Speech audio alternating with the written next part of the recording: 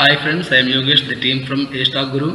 So friends, నేను నిన్న చెప్తున్న వీడియో మీరు ఎవరెవరైతే చూస్తున్నారో వాళ్ళందరి కోసం ఈ వీడియో. అదేవిధంగా బ్యాంక్ నిఫ్టీ ఎక్స్పైరీ రేపు ఆ లెవెల్స్ కూడా ఇవ్వబోతున్నాను. అదేవిధంగా ఈరోజు మార్కెట్ ఎలా బిహేవ్ చేస్తుంది, ఎంత ప్రాఫిట్ వచ్చింది, ఎంత లాస్ వచ్చింది, ప్రతి ఒక్కరు డిస్కస్ చేసుకుందాం. మనం అనుకున్న వ్యూ ప్రకారం వెళ్ళిందా లేదా, వెళ్తే ఎందుకు వెళ్ళింది, వెళ్ళకపోతే ఎందుకు వెళ్ళలేదు అన్నది ఒక షార్ట్ 5 to 6 minutesలో మనం ఈ వీడియో క్లోజ్ చేద్దాం ఫ్రెండ్స్. సో ఫ్రెండ్స్, నేను మీరందరూ నా వీడియో చూసే ఉంటారు. చూసి ఉన్నట్లు అయి ఉంటుంటే నేను మీకు ఒక లెవెల్ ఇచ్చాను నిన్న. ఏంటండి ఆ లెవెల్? బాగా చూడండి ఫ్రెండ్స్. ఇదిగోండి, నిన్న ఈ రేంజ్ చూసారా, 260.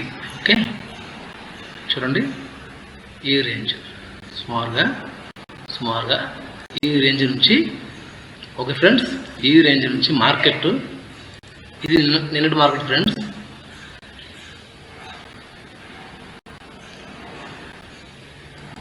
సుమారుగా ఇది నచ్చింది ఫ్రెండ్స్. ఈ బాక్స్లో, ఈ బ్రాకెట్లో ఓపెన్ అయ్యే మార్కెట్. ఓకే ఫ్రెండ్స్, మీకు సుమారుగా మార్కెట్ ఈ ప్లేస్మెంట్లో ఓపెన్ అయ్యి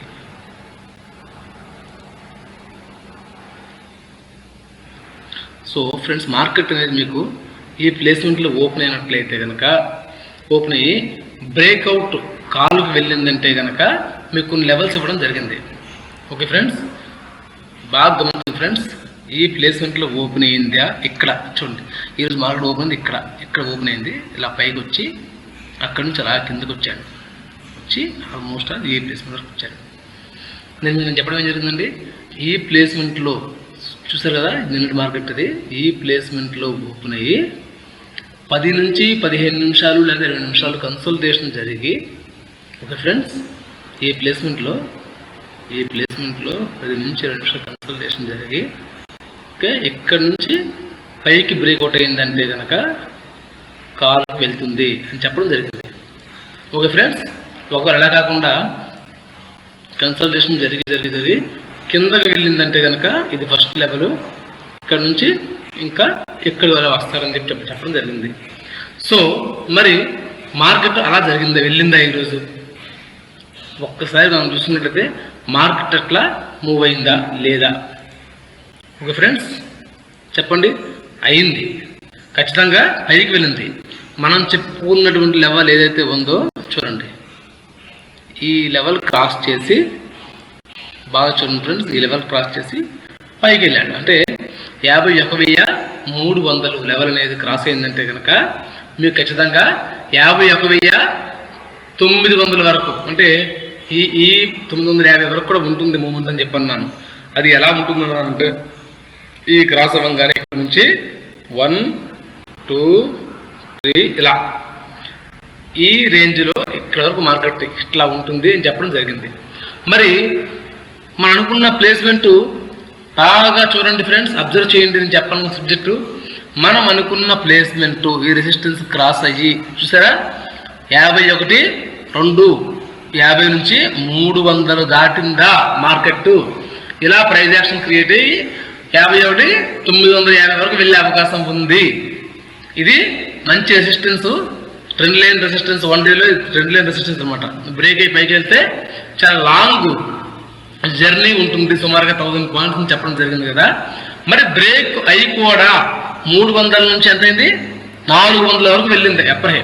అంటే 100 పాయింట్ పైకి వెళ్ళి కూడా ఎందుకు ఆగిపోవలసి వచ్చింది మార్కెట్, ఇక్కడ పైకి ఎందుకు వెళ్ళలేదు అని మీకు డౌట్ ఉంటే ఫ్రెండ్స్, నా మాట బాగా వినండి. నేను చెప్పిన పాయింట్ ఏంటంటే ఫ్రెండ్స్, ఈ ప్లేస్మెంట్లో ఓపెన్ అయ్యి 15 నిమిషాల నుంచి 2 నిమిషాలు కన్సల్టేషన్ అయ్యి పైకి బ్రేక్ అయితే మాత్రమే ఈ రకంగా వెళ్తుంది అన్నాను నేను.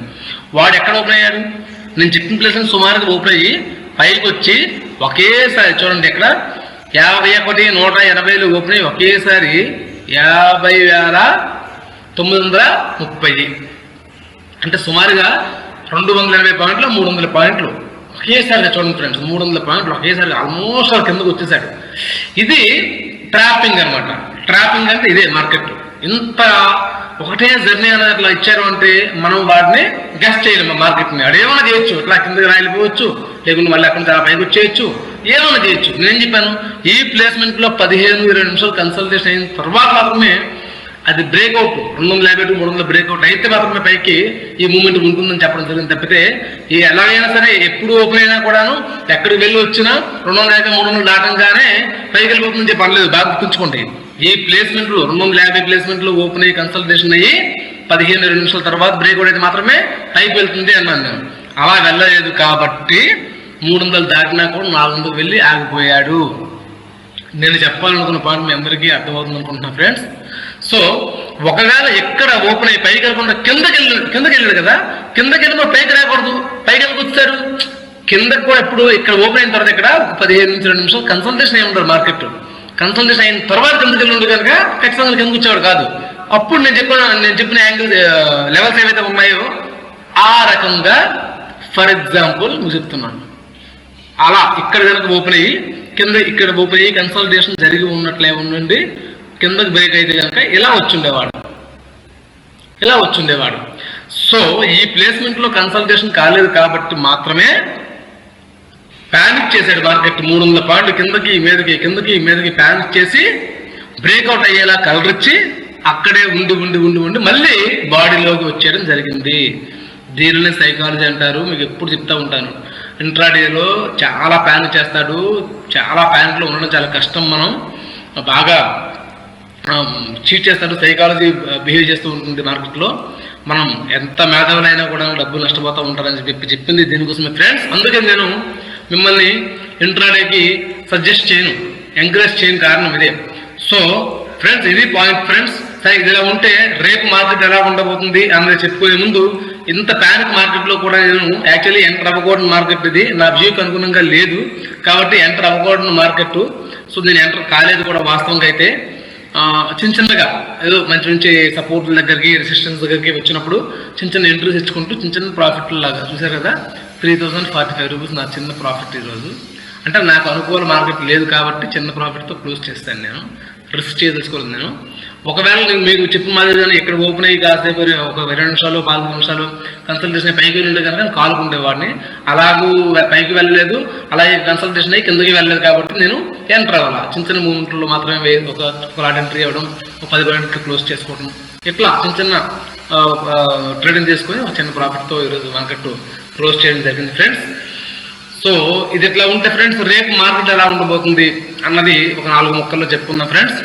బ్యాంక్ నిఫ్టీ ఎక్స్పైరీ రేపు ఫ్రెండ్స్ చాలా జాగ్రత్తగా మీరు ఆలోచించాల్సిన విషయం రేపటి గురించి.